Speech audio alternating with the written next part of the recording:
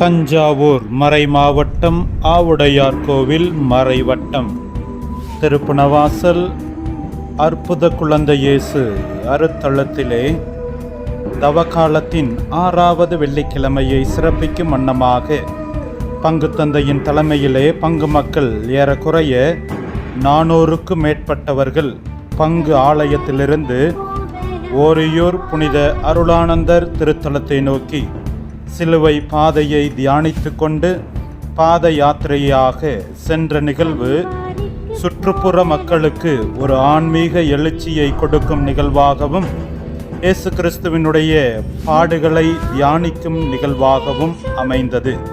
அதன் சிறிய தொகுப்பு இப்பொழுது காணலாம். கல்வாரிக்கு போகலாம்.